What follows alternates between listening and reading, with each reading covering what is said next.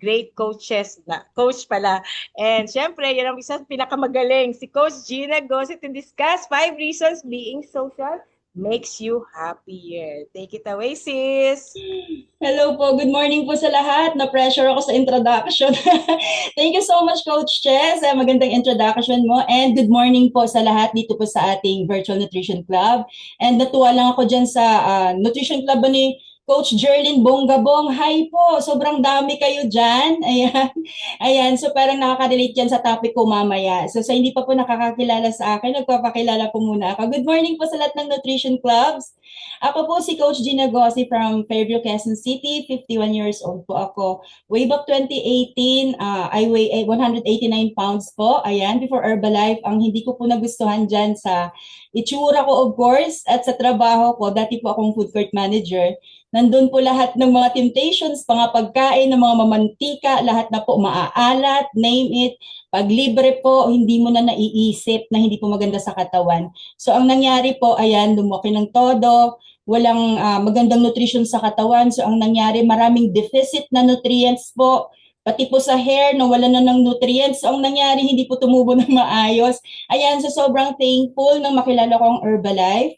Introduce siya ng isa sa mga kananay ko lang sa school ng anak ko. Ayan, so sobrang thankful kasi maraming angels in disguise na talaga pong magbibigay ng solution sa inyo dahil po maraming hindi maganda po sa aking pakiramdam ng time na yun. I've been using the products for more than 7 years now and then lost a total of 40 pounds and 12 inches on my waistline. So kung hindi po na nakilala ang Herbalife, ewan ko na lang po kung ano na po yung nangyari. So my favorite products aside from aloe tea and shake are yung Nightworks, Mega Garlic, NRG, and of course yung bagong Imulip. So napansin niyo po, more on heart health po yung products na talagang tuwang-tuwa ako. But I tried halos lahat ng products natin at ang lahat po talaga ay talagang mapapansin mo talagang nagwo-work po sa atin. So sobrang thankful nung makilala kong Herbalife at nakaka-proud dahil tong company natin 45 years, number 1 in the world, saan ka pa? So, kung hindi natin to talagang ipagmalaki, sino pang magmamalaki? So maraming salamat sa nag-share sa akin and sa mga mentors po na talagang tumututok po sa atin para po talagang magagamit natin yung products ng maayos. At of course, itong community natin na related po mamaya sa topic ko dahil po ito po ay about socialization. So let's go to our topic na po. Ayan. So, 5 reasons being social makes you happier. Article pa ito ni Dr. David Heber, Chairman of Herbalife Nutrition Institute, and leads nutrition education and research initiatives globally po. For our topic this morning, gusto ko lang po bigyan ng emphasis ang socialization po in order for us to live a purpose-driven life. Next slide po.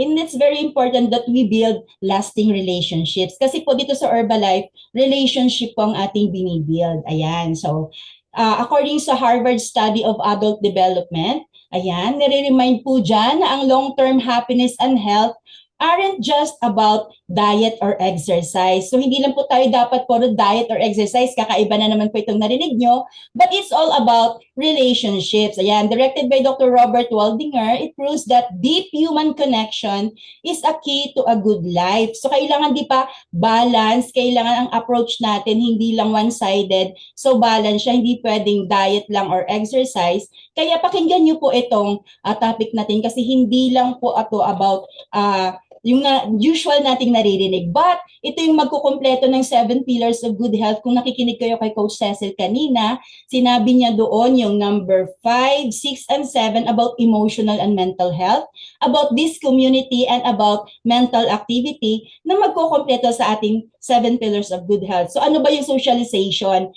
Yun yung nagpi-play ng significant role in order for us to live a healthy life, essential for our emotional and mental well-being, and it is a lifelong process.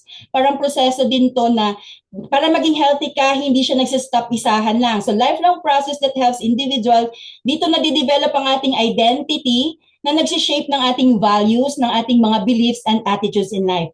But meron tayong dalawang platform about socialization.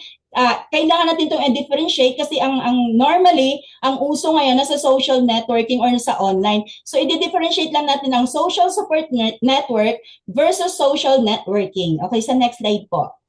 Diyan makikita po natin. So sa definition, ang social support network, ito yung real life circle ng people na nag-o-offer ng emotional, mental at practical support. While ang social networking, nasa online lang po siya. Interaction po ito para ma-expand lang ang contacts or makashare lang po ng content.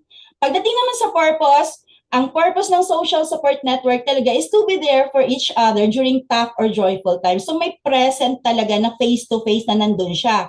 While on social networking, nagko-connect lang siya, nagpo-promote or stay update, nag-a-update ka lang ng status mo sa online. Ayan. So socially or professionally man yan, doon mo siya inaano na ito yung status ko ngayong araw. So gano'n lang siya ka simple. May example tayo dito. Pag sinabi mong social support network, ang sinasabi natin dito, family, close friends, church group, or accountability partner.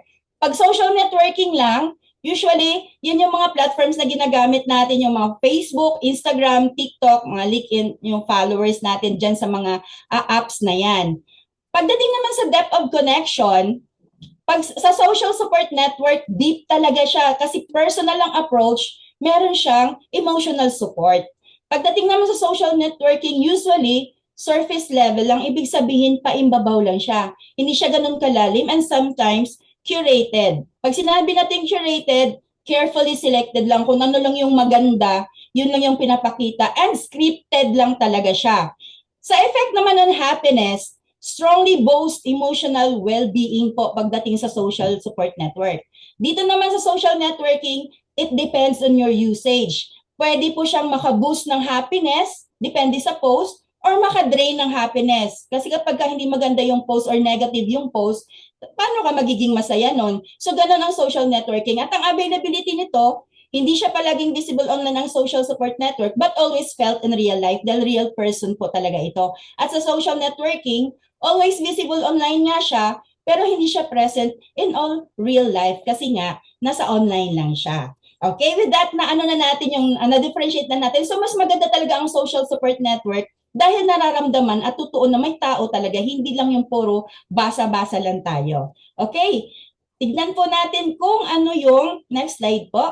5 reasons being social makes you happy. So, na-define na natin ang socialization kung gaano siya ka-importante. Ngayon, ito yung reasons kung paano ang pagiging socialize, ang pagso-socialize natin, makakadagdag sa ating mga happiness sa buhay. Okay, number 1. It reduces happiness. Hindi naman po yan sinabi dyan na it ends or tinapos niya yung depression. It reduces depression. Yun. So, ibig sabihin na babawasan ng depression. Next po.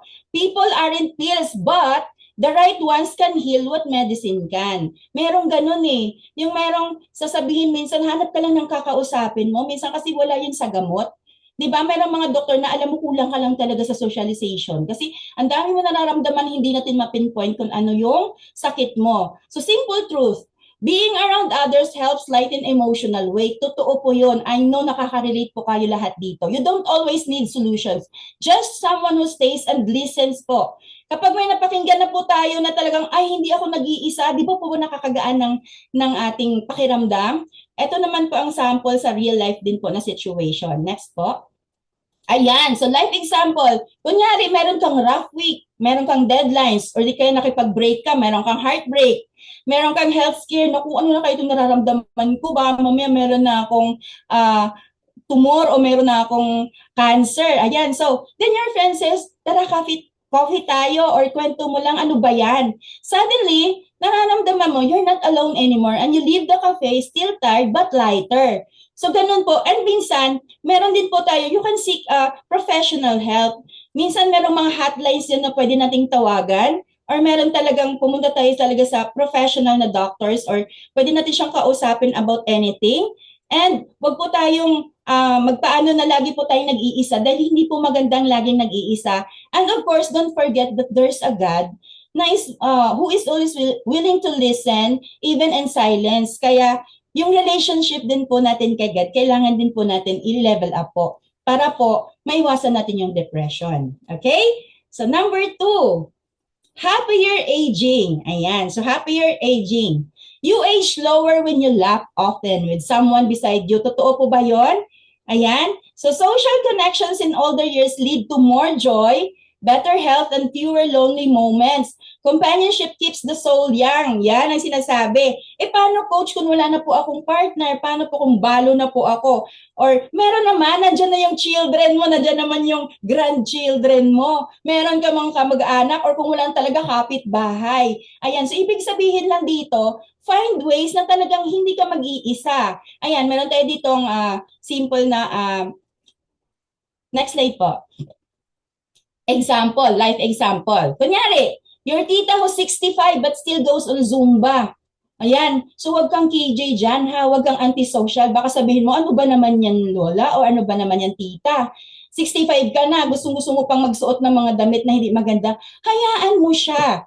Ayan, hayaan mo siya kasi hindi yun maganda na ikaw mismo yung pumipigil sa kanya dahil doon pumapasok ang socialization, marami siyang mamimit doon, marami magpapasaya sa kanya na hindi mo maibigay doon sa bahay. Or gusto niya mag-group hike, oo, at 65 mag-group hike pa ha.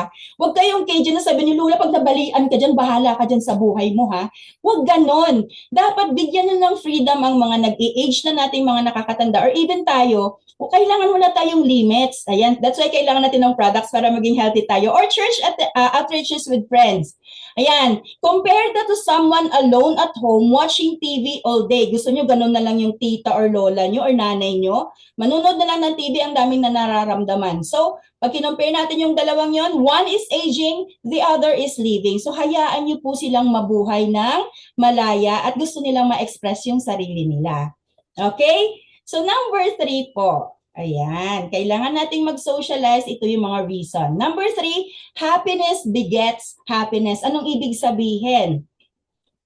Joy is contagious. Ayan, spread it and it finds its way back to you. Ang simple truth lang dyan, when you're happy with others, they reflect that energy and good vibes don't just bounce. Hindi na siya nagbabounce, but they multiply. Ayan. So, look for people or be with people who are always happy. Kasi kung contagious ang joy, contagious din po ang negativity. Kaya kailangan piliin din po natin yung mga tao na kailangan nating samahan para yung ma-spread sa atin ay magandang vibes po tuwing araw-araw or tuwing umaga. Gaya dito, kung gusto niyo ng good vibes, lagi po tayong mag-tune in or mag-log in po sa ating Virtual Nutrition Club. At ito yung ating live sample. Next slide. Ayan. So, kunyari, you join a team meeting or Bible group tired and blank. But one member cracks a joke, another shares a win, and soon you're laughing too. So, minsan lang, no, kailangan talaga natin ng someone na kailangan natin makakaintindi sa atin. Minsan, magtitinginan lang tayo, wala namang reason para tayong mga ewan na magtatawanan lang. Wala namang reason, di ba? O, yung iba nagsasmile, nakaka-relate sila. Basta ang ibig ko lang sabihin, huwag niyo pong gawin na palagi po kayong mag-isa dahil po hindi po maganda ang kahihinatnan niyan. Promise talaga. So, ayan. So, find somebody na talaga pong makaka-relate sa inyo at makakaintindi sa inyo at marunong pong makinig. Alright. So, number 4. Ayan. Malapit na po tayo. Climb a mountain, bring a friend, and reach the summit. Ayan. So, anong ibig sabihin yan? Success hits different when someone claps for you at the top. Oo nga naman. Pag ikaw lang talaga ng ikaw, parang hindi mo maramdaman na, ay, anong pala ako? Nag-level up pala ako. Pero pag marami, kunyari, no, isang step pa lang, parang ang dami na nagpapalakbak sa'yo, parang, ay, ang saya-saya. So, ang simple truth lang dyan, every victory becomes more meaningful when shared. Totoo. A friend turns a climb into a memory, not just a milestone. Ayan. Iba ang feelings po kapag meron kang kadamay or may kasama ka kapag isa yun sa mga importanteng milestone ng buhay mo. Eh, di ba? Ang pangit mag-graduate, mag-isa ka lang pag wala kang family doon. So, kailangan nandun yung parents, nandun yung kapitbahay, buong barangay. Iba yung nag-cheer sa'yo kahit sabihin mong most punctual ka lang. No, iba talaga yun, most punctual, talagang most ka lang doon. Pero ang ganda po ng merong nag-cheer sa'yo at doble ang saya at fulfillment na mararamdaman mo when you share your happiness with someone po. Yan. So number 5, ito na yung last. I know, sana po meron po natututunan mga tao ngayon. Number 5, last but not the least, sharing good meals. Parang ang simple lang, no? Mag-share ka lang ng good meals. So sabi dito, a simple meal feels like a feast when the right people sit with you. Totoo, kahit ano pa po yung ulam nyo, kahit simple tea lang yan or shake, parang feeling nyo po buffet or fiesta po. Dahil ang simple truth dyan, food brings people together. It's not about what's on the plate. but who's across the table? Di ba?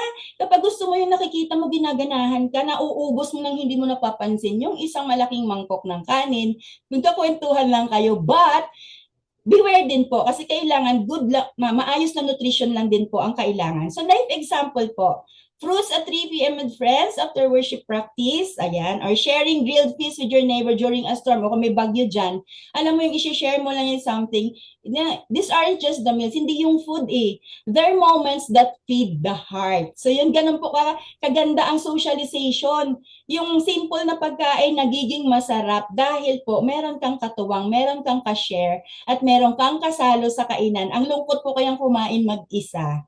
Ayan. And with that, next po, sige, pindot ulit. Okay? You don't need a crowd to be complete. Oo nga. Minsan kailangan lang natin, di ba? Hindi naman kailangan sobrang dami ng friends. Quality lang ng friends ang kailangan natin. Yung friends na kahit pili lang siya, pero they're always there para sa mga ups and downs mo, and just the right people who remind you that you still matter even when you feel like you don't. Ayan. So just choose wisely for people you want to interact with to live your best life ever. So with that, thank you so much. I hope meron na rin naman din kayong natutunan paunti-unti. This is real life topic and lahat po nakangiti at nakarelate po, I'm sure.